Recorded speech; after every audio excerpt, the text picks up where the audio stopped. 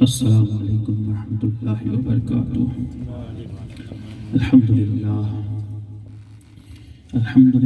نحمدہ ونصلی علی رسولہ الکریم،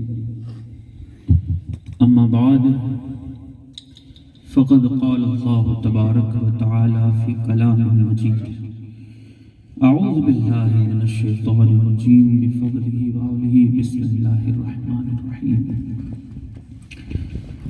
کل من علیہا فان ویبقى وجہ ربک ذو الجلال والاکرام۔ وقال اللہ تبارک وتعالی فی مقام آخر، یا ایھا الذین آمنوا اشد حبا للہ۔ آمنت باللہ صدق اللہ مولانا العظیم وبلغنا رسولہ النبی الامین المختار الکریم، ونحن علی ذلک لمن الشاہدین والشاکرین، والحمد للہ رب العالمین۔ آئیے ہمارا انتہائی خلوص عقیدت، سراپا ادب و تعظیم اور محبت کے ساتھ حضور تاجدار مدینہ اور راحت قلب سینہ، باعث نزول سکینہ، صاحب معطر پسینہ، حضور احمد مجتبی محمد مصطفیٰ روحنا روح فدا صلی اللہ تعالیٰ علیہ وآلہ وسلم کی بارگاہ بکس پناہ میں درودوں کی ڈالی محبت کی تھالی میں سجا کر پیش عقیدت کیجئے باغ بڑی اللہم صلی علی سیدنا مولانا محمد جد الحسن والحسین وعلی آل سیدنا محمد جد الحسن والحسین واصحابہ وبارک وسلم، صلاۃ و سلام دائما علیک یا حبیبی یا سیدی یا رسول اللہ صلی اللہ تعالی علیہ وآلہ وسلم۔ میرے بزرگوں اور دوستوں، آپ تمام حضرات کے علم میں ہے کہ ہم مرحومہ سیدہ کی اصال ثواب کی محفل میں، سویم کی محفل میں ہم یہاں حاضر ہیں۔ مولا تعالیٰ بطفیل پنجتن پاک کے، بطفیل سرکار غوث پاک سرکار غریب نواز کے، ان کی بے حساب بخشش مغفرت فرمائیں، ان کے درجات کو بلند سے بلند تر فرمائیں، ان کی آباء و اجداد کے ساتھ انہیں جنت میں جگہ نصیب فرمائیں۔ میرے دوستوں اور بزرگوں، کسی شاعر نے بہت خوب کہا تھا، نہ فنا میری نہ بقا میری، مجھے اے شکیل نہ ڈھونڈیے۔ نہ فنا میری نہ بقا میری، مجھے اے شکیل نہ ڈھونڈیے، میں کسی کا حسن خیال ہوں، میرا کچھ وجود و عدم نہیں۔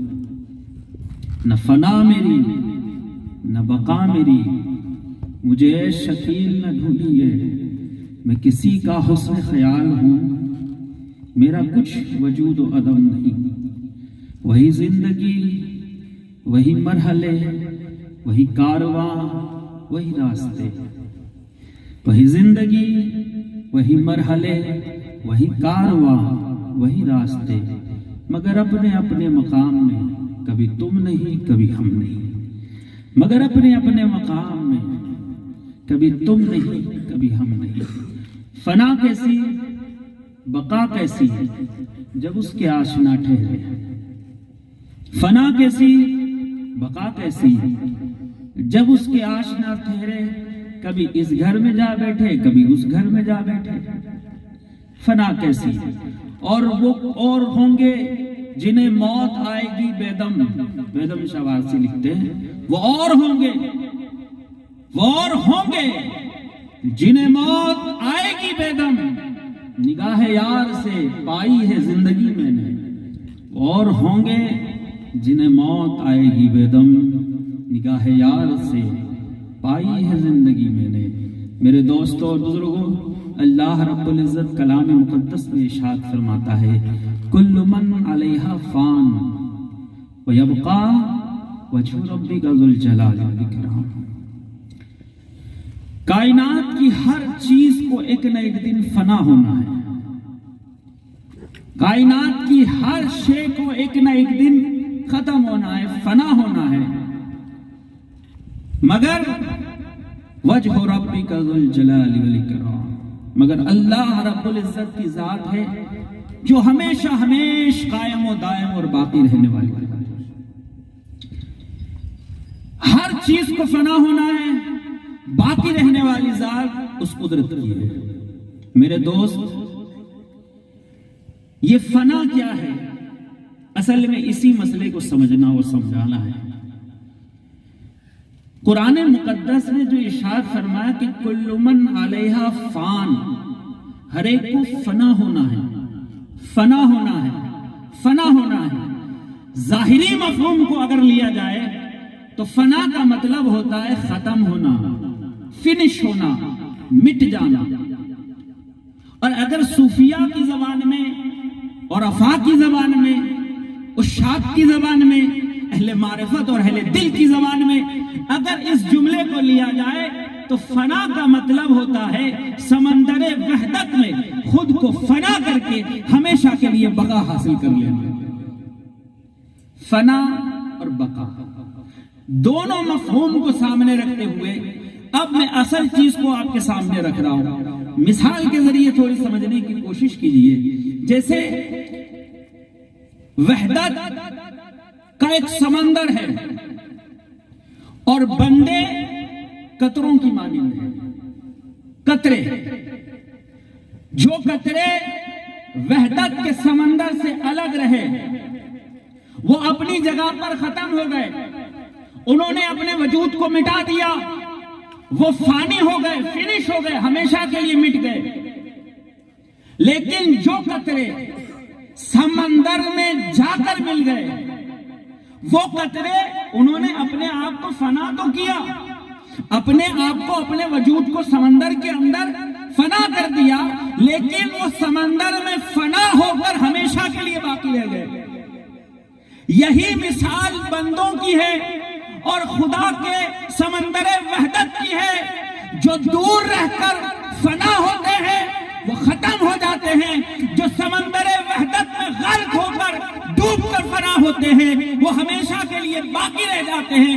اسی کو قرآن نے کہا کل من علیہا فان ویبقی وجہ ربک ذو الجلال والاکرام۔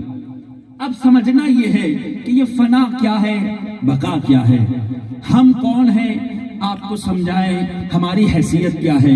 اہل معرفت، اہل ذوق، اہل دل، اہل نظر حضرات یہاں تشریف فرما ہے۔ ان کی موجودگی میں اس کٹھن مسئلے کو سمجھانا بڑا مشکل ترین مرحلہ ہوتا ہے، لیکن چونکہ ہم سراپا چشتی ہیں، اندر سے بھی چشتی، باہر سے بھی چشتی، اب چشتیوں کی نظر میں فنا اور بقا کی ایک الگ حیثیت رہتی ہے۔ آئیے میں چشت جگت کے شہنشاہ حضرت سرکار مخدوم علاء الدین صابر کلیری رضی اللہ تعالیٰ عنہ وارضہ عنہ کی بارگاہ میں لے کر چلتا ہوں، جو خاندانی طور پر تو اولاد غوث اعظم ہے، لیکن روحانیت کے سلسلے میں وہ روحانی اولاد سرکار غریب نواز کی ہے، سلسلہ چشتی ہے، خون اور خاندان قادری ہے۔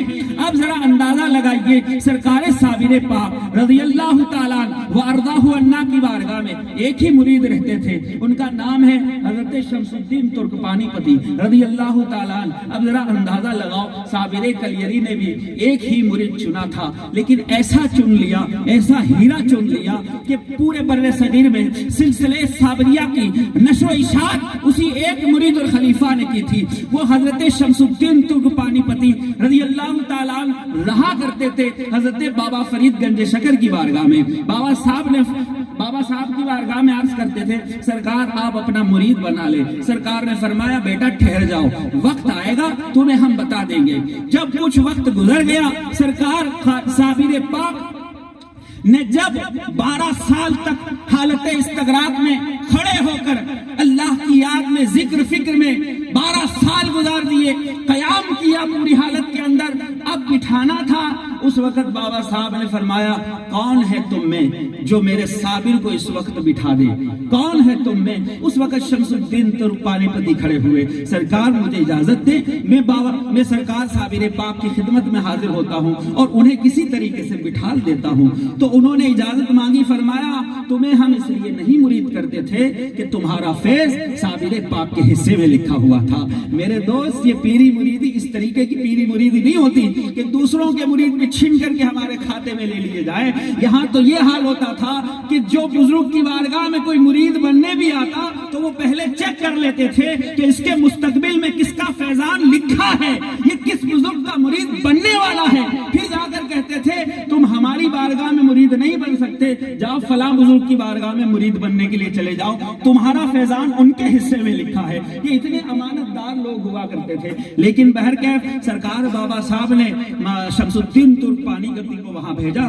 انہوں نے سوچا کہ اب چونکہ خدا کی یاد میں اتنے مستغرق ہیں، انہیں بٹھانا تو بڑا مشکل کام ہے، بس ایک ہی چیز ہے، ان کے سامنے خدا کا کلام پڑھا جائے، خدا کا کلام پڑھا جائے گا، وہ خود بخود بیٹھ جائیں گے۔ سرکار شمس الدین ترکپانی نے قرآن مقدس کی تلاوت شروع کر دی۔ قرآن مقدس کی تلاوت سننے کے بعد سرکار صابر پاک ہوش میں آنے لگے، پھر آپ تشریف فرما ہوئے آہستگی کے ساتھ۔ وہ شمس الدین ترکپانی آپ کے مرید بھی بنے، آپ کے خلیفہ بھی بنے، لیکن ایک دن اچانک سرکار صابر پاک سے انہوں نے عرض کیا، سرکار مجھے ایک سوال کا جواب دیجئے۔ فرمایا کیا سوال کا جواب ہے؟ کہا حضور یہ بتائے فنا کیا ہے بقا کیا ہے، فنا کیا ہے بقا کیا ہے، فنا کیا ہے بقا کیا ہے۔ سرکار صابر پاک نے فرمایا بیٹا اس وقت تم یہ موقع نہیں ہے کہ اس سوال کا جواب دیا جائے، لیکن ہاں جب ہمارا انتقال ہو جائے اور جب ہمارا جنازہ تیار ہو جائے، جو نماز جنازہ پڑھانے کے لیے آئے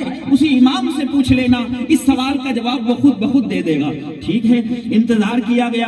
جب وقت آیا جنازے کا، جنازہ پڑھانے کے لیے سارے لوگ انتظار کر رہے ہیں، امام صاحب تشریف لائیں گے، نماز جنازہ پڑھائی جائے گی۔ لیکن کیا ہوا، اچانک ایک گھوڑ سوار آیا، چہرے کے اوپر نقاب تھا، نقاب کی حالت میں گھوڑے سے اتر کر سیدھے ہی نماز جنازہ کی تکبیریں پڑھی۔ سب کو نماز جنازہ پڑھانے کے بعد بڑی رفتار کے ساتھ گھوڑے کے اوپر سوار ہونے کے لیے تشریف لے گئے۔ جیسے ہی وہ جا رہے تھے، شمس الدین ترکپانی نے اب آپ کے دامن کو پکڑ لیا، تھامنے کے بعد کہا ارے امام صاحب، آپ جب میں اپنے مرشد کی سیرت لکھوں گا، ان کی سیرت لکھوں گا، اسٹوری لکھوں گا، لوگ مجھ سے پوچھیں گے آپ کے پیر کی نماز جنازہ کس نے پڑھائی تھی، تو میں کس کا نام درج کروں گا؟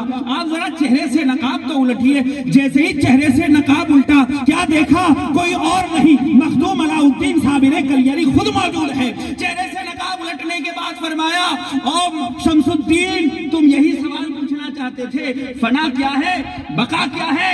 سنو، جو جنازے کے اندر لیٹا ہے وہ فنا ہے، جو سامنے کھڑا ہے وہ بقا ہے۔ فنا کیا ہے بقا کیا ہے؟ اب آئیے، چونکہ چشت جگت کے شہنشاہوں کی بارگاہ میں حاضری دلانے کے لیے، چونکہ اسی ماہ شوال المکرم کے مہینے کی 6 تاریخ کو حضرت بڑے پیر سرکار خواجہ عثمان ہارونی رضی اللہ تعالیٰ وارضاہ عنہ، جو مرشد کریم ہے سرکار خواجہ معین الدین چشتی کے، سرکار خواجہ غریب نواز کے، خواجہ عثمان ہارونی کا کوئی اور کارنامہ نہ بھی ہوتا، صرف ایک ہی کارنامہ کافی تھا۔ وہ کارنامہ چلتی پھرتی کرامت کا نام خواجہ عثمان ہارونی کی چلتی پھرتی یونیورسٹی کا نام سرکار خواجہ معین الدین چشتی اجمیری۔ سرکار خواجہ غریب نواز جب مرید بنے، اب دیکھیے فنا کیا ہے بقا کیا ہے۔ چونکہ بندہ فنا کی منزل ایسے نہیں طے کر لیتا، چونکہ قرآن کا فرمان ہے یا ایھا الذین آمنوا اشد حبا للہ، اے ایمان والو اللہ کی ذات سے شدت کے ساتھ محبت کرو۔ اس شدت محبت کا نام دوسرا نام عشق ہے۔ اب آپ سے اگر سمجھایا جائے، کہلایا جائے کہ اللہ کے بندو اللہ سے عشق کرو، اللہ سے سچی محبت کرو، آپ کے لیے یہ کام بڑا مشکل ہے، اس لیے کہ یہ چیز جب تک آپ پریکٹیکلی نہیں سمجھ لیتے، اسے آپ اپنی زندگی میں نہیں اتار سکتے۔ اس لیے ہمارے بزرگوں نے یہ طریقہ کار اپنایا۔ پیری مریدی کا سسٹم اسی کو کہتے ہیں کہ جب بندہ مرید بنتا ہے، مرید بننے کے بعد وہ بندہ سب سے پہلے اپنے پیر میں فنا ہوتا ہے، وہ فنا فی الشیخ ہوتا ہے، پھر آگے منزل بڑھتی ہے فنا فی الرسول ہوتا ہے، پھر آگے منزل ہوتی ہے فنا فی اللہ ہوتا ہے، خدا کی ذات میں فنا ہو جاتا ہے۔ یہ فنائیت کی منزل پہلے پیر طے کرواتا ہے، بغیر پیر کے آپ فنا اور بقا کی منزلوں کو نہ کبھی سمجھ سکتے ہیں نہ کبھی طے کر سکتے ہیں، یہ آپ کو پیر سمجھائے گا۔ اب چونکہ سرکار خواجہ عثمان ہارونی پیر و مرشد ہے سرکار خواجہ غریب نواز کے، ہمارے چشتیوں کے یہاں پیری مریدی کی ایک الگ ہی وچاردھارا ہے، ایک الگ ہی سوچ ہے، ایک الگ ہی نظریہ ہے. آپ اس کو سمجھنا آپ کے لیے بڑا مشکل مسئلہ ہو جائے گا. ہمارے یہاں بیعت کا مطلب صرف مرید بن جانا نہیں، صرف فارمیلٹی کے لیے مرید بن جانا نہیں ہوتا. بیعت کا مطلب ہوتا ہے اپنے آپ کو بیچ دینا. سرکار خواجہ نظام الدین اولیاء فرماتے ہیں مرید کی مثال پیر کے سامنے میت کی طرح ہے. میت کے سامنے جس طرح غسال ہوتے ہیں غسل دینے والے، وہ غسل دینے والوں کے سامنے جو میت کی حیثیت ہے وہی حیثیت مرید کی اپنے پیر کے سامنے ہے. جب تک بندہ میت نہیں بن جاتا تب تک بندہ عشق الہی میں فنائیت کا درجہ نہیں حاصل کر سکتا، فنافی شیخ نہیں بن سکتا. اپنے آپ کو پہلے میت بنا کر پیش کرنا ہوگا.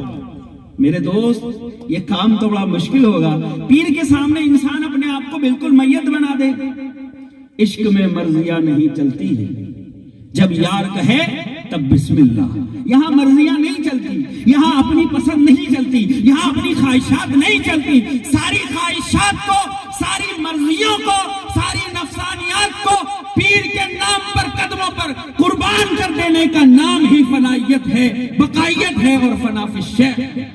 اس لیے اس مسئلے کو ذرا سمجھنے کی کوشش کریں. سرکار خواجہ حضرت عثمان ہارونی رضی اللہ تعالیٰ عنہ وارضاہ عنہ، آپ جب مرید بناتے تھے آپ کا سسٹم ہی سب سے جدا گانا تھا. چونکہ قلندرانہ کیفیت تھی، آپ کو فنا اور بقا کا مفہوم بڑے اچھی طریقے سے سمجھ میں آئے گا. سرکار خواجہ غریب نواز بھی مرید بنے تھے.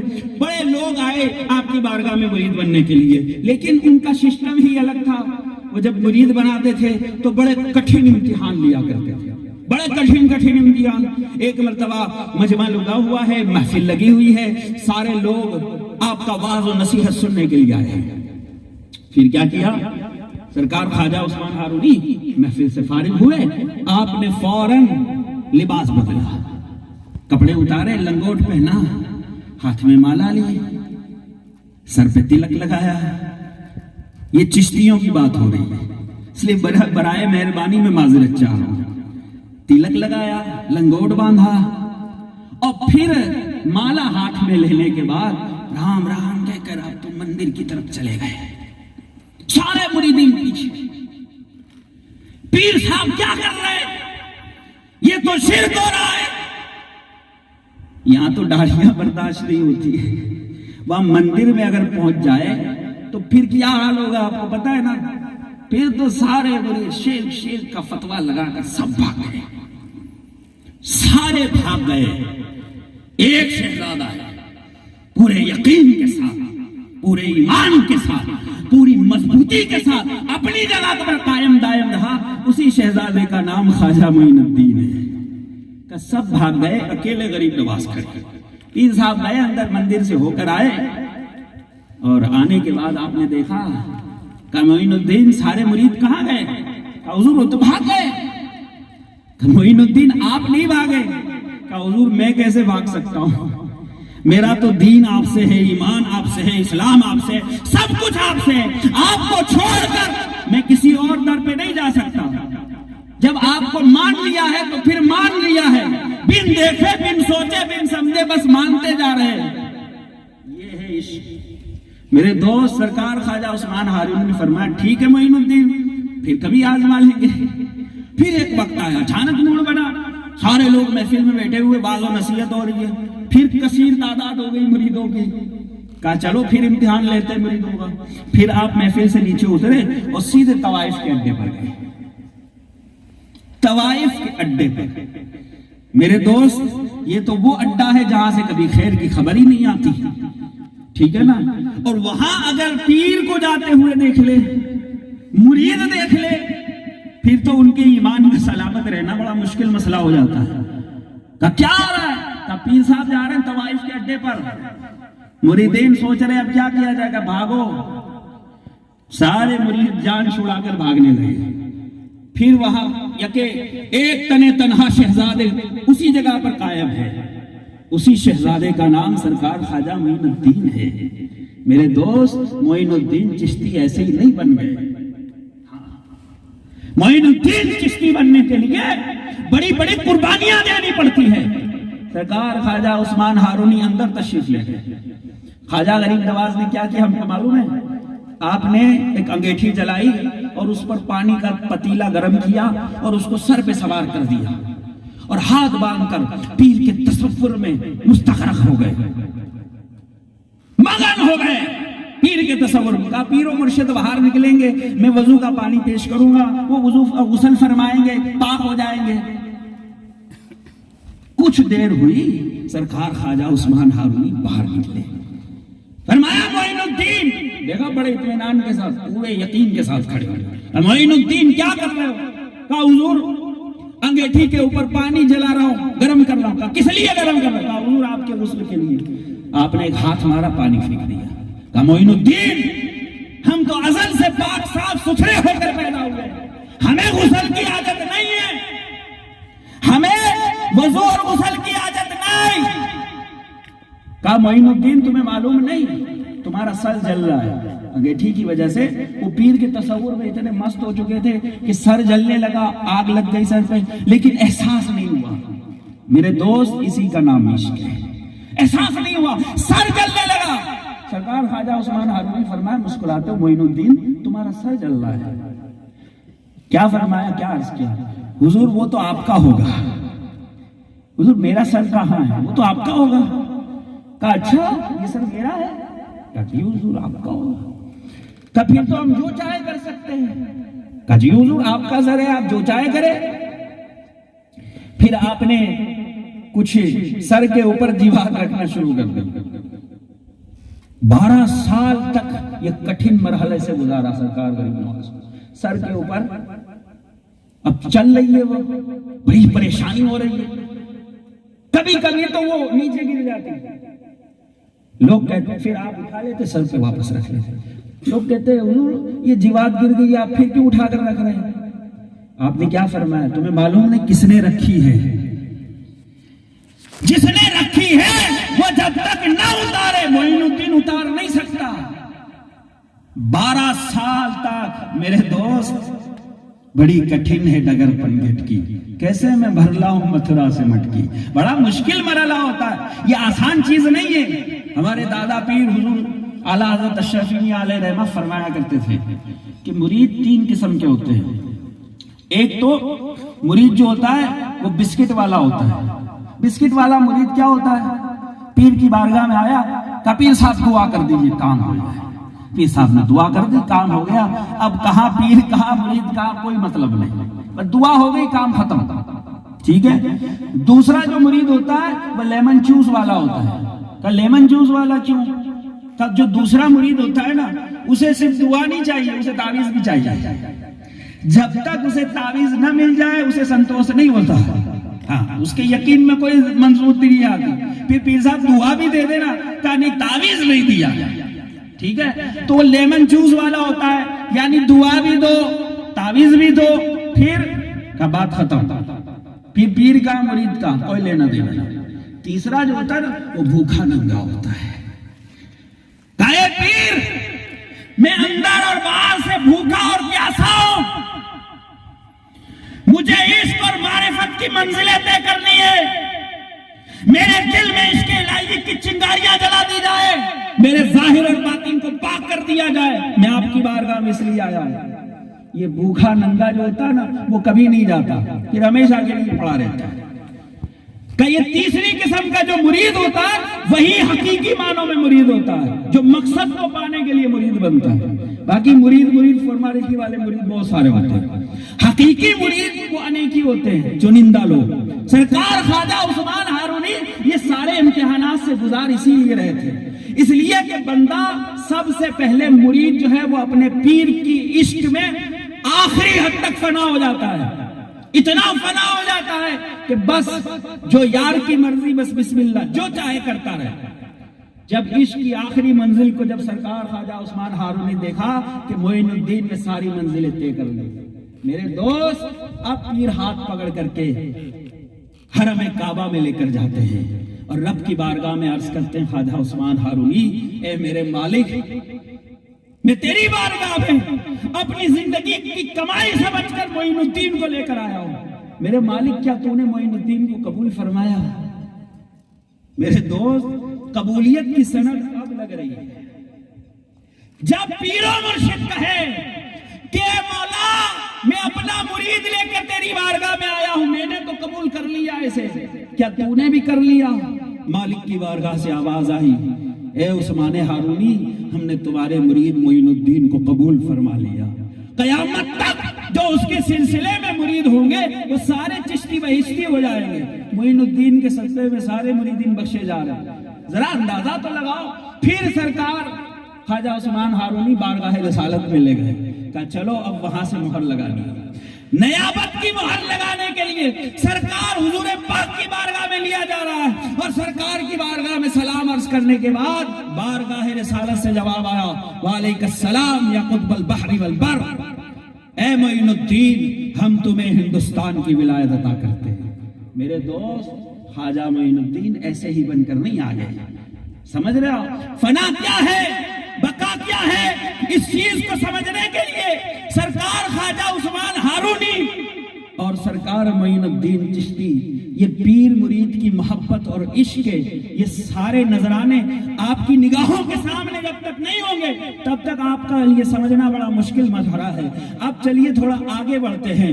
جب ہم آگے بڑھے، ایک منزل آگے بڑھے، ہمیں کربلا معلیٰ کا وہ منظر نظر آ رہا ہے کہ جب امام علی مقام عشق و وفا کا وہ منظر، وہ نذرانہ پیش کر رہے تھے، وہ قربانی دے رہے تھے، کیا منظر تھا ذرا اس کو نگاہوں کے سامنے لائیے۔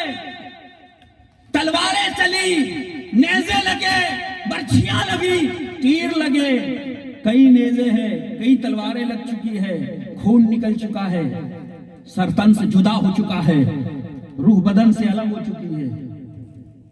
سارا سب کچھ ہونے کے بعد گھوڑوں پر لاشوں پر گھوڑے دوڑائے جا چکے ہیں، یہ سب کچھ ہو جانے کے بعد پھر سر حسین کو نیزے پر سوار کیا جا رہا ہے۔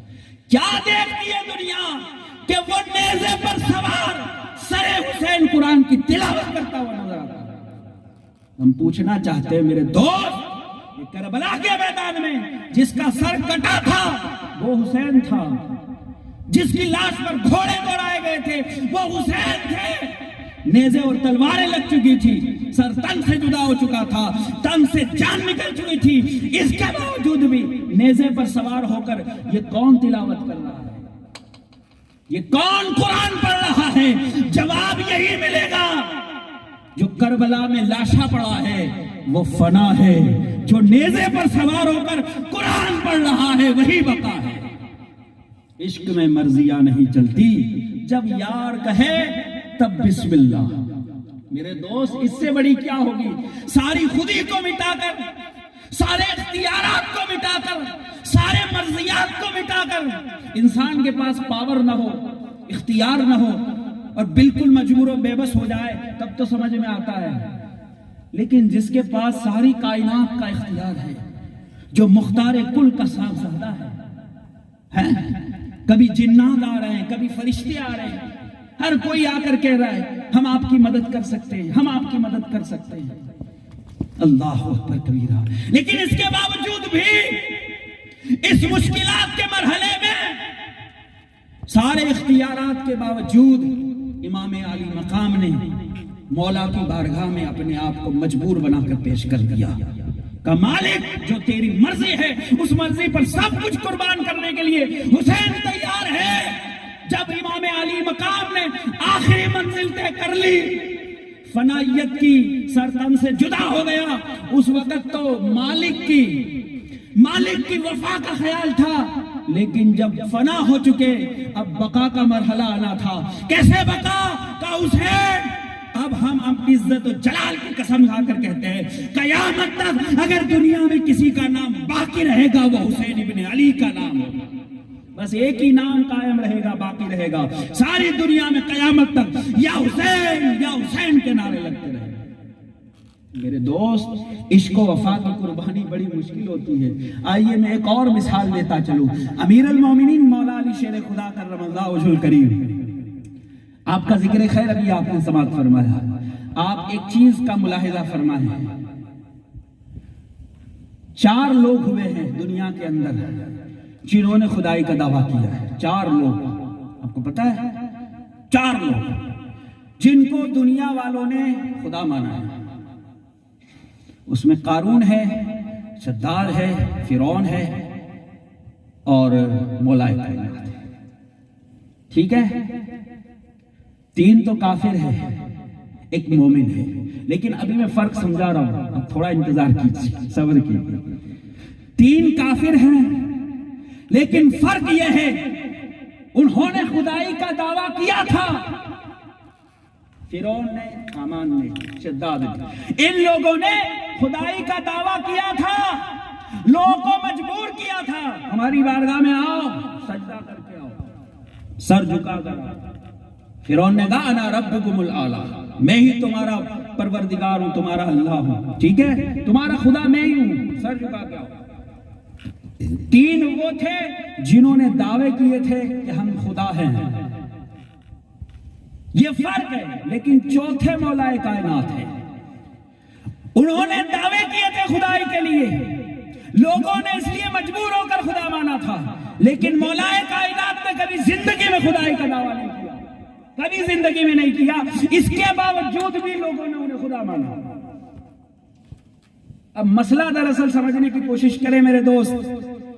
خدائی کا دعویٰ کیے بنا مولائے کائنات کو جس گروہ نے خدا مانا، وہ گروہ کا نام ہے نصیری، جو اس زمانے سے تھے، مولائے کائنات کے زمانے سے.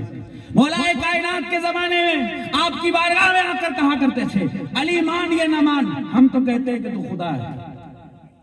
کہ ٹھیک ہے، کہ ان کو سزا دی جائے. کہ کیا سزا دی جائے؟ آگ میں جلا دیا جائے. اب وہ نصیری کیا بول رہے ہیں پتا ہے؟ کہ اب تو ہمیں یقین ہو گیا کہ تو ہی خدا ہے. بولے کیسے؟ بولے آگ کا عذاب تو صرف خدا ہی دے سکتا ہے، کوئی اور نہیں دے سکتا ہے. آپ نے آگ کا عذاب دیا، آپ ہی خدا ہے. یہ نصیری ایک گروہ ہے، اہل تشیع سے الگ فرقہ ہے. اہل تشیع کے اندر اس کا زوال نہیں ہوتا، وہ الگ فرقہ ہے. آج بھی ہے وہ جماعت جو مولائے کائنات کو خدا مانتی ہے. لیکن مسئلہ سمجھو، میں جو سمجھانا چاہ رہا ہوں، علامہ اقبال سے کسی نے پوچھا تھا کہ مولائے کائنات خلافت کے حقدار تھے تو پہلے خلیفہ کیوں نہیں بنے؟ علامہ اقبال نے بڑا پیارا جواب دیا.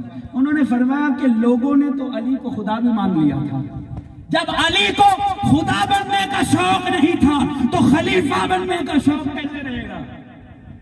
جس کو لوگ خدا مانے، میرے دوست ابھی سمجھے نہیں، آپ کو ابھی بھی سمجھا دوں سمپل ایگزامپل کے طریقے سے، کہ ایک بندہ ہے جو خود سید نہیں ہے اور دعویٰ بھی نہیں کیا سید کا، لیکن لوگ پھر بھی اسے سید مان رہے ہیں. پھر آپ سوچئے کہ کیا وہ چھوڑ دے گا؟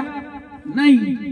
کل جب لوگ غلط فہمی میں مان رہے ہیں تو اس کا غلط استعمال کر لو، فائدہ اٹھا لو. اچھا ہی تو ہے، ہم سید نہیں ہیں پھر بھی مان رہے ہیں نا.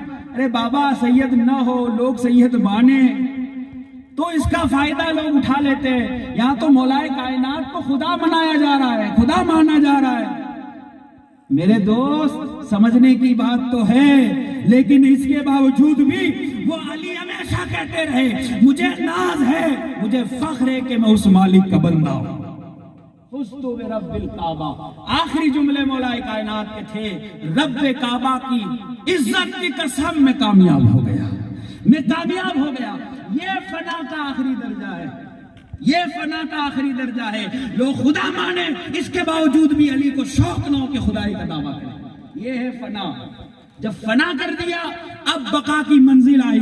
اب قیامت تک بڑے بڑے منکر آئیں گے، بڑے بڑے فرقے آئیں گے، خارجی آئیں گے، یزیدی آئیں گے ذکر علی کو روکنے کے لیے. لیکن جب تک خدا کی خدائی باقی ہے، رسول کی رسالت باقی ہے، سارے جہان میں علی علی کے نعرے گونجتے رہیں گے. وآخر دعوانا ان الحمد